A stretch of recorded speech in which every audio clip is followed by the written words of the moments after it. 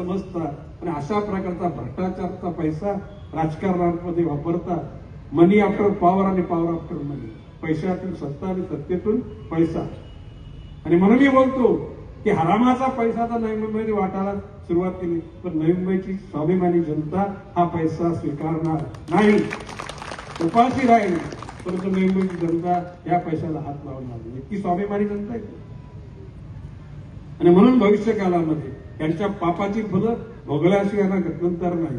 मी आत्मविश्वासाने सांगतो, जे कराल ते भरायला लागेल. नवी मुंबई तर मला पत्रकारांनी प्रश्न विचारला, नवी मुंबईत चिंता कशाला करतात? नवी मुंबईच्या जनतेने सलग 25 वर्ष गणेश नाईकच्या नेतृत्वावर विश्वास ठेवला. ही जनता गणेश नाईकला नसतं तरी स्वतः ताकदीनं मोठं बनवलंय. तशा प्रकारच्या तुम्हाला चारी लोकांना निवडून हीच जनता देईल, हा विश्वास माझा.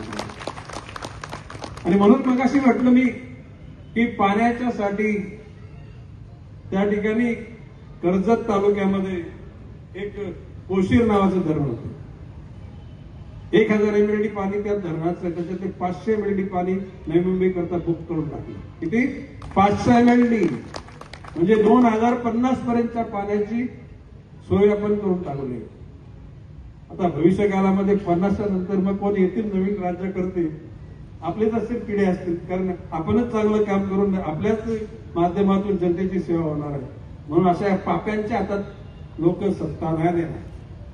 मळलेले आहेत, ज्यांचं मन दुष्ट आहे, अशा लोकांच्या हातात नवी मुंबईची जनता कसल्याही प्रकारचं. आणि मी विश्वासानं सांगतो, मी तर रिलॅक्स मध्ये, माझा मूड कसा दिसतो, दिघ्यापासून तर दिवाळापर्यंत सगळी साफसफाई करून टाकू.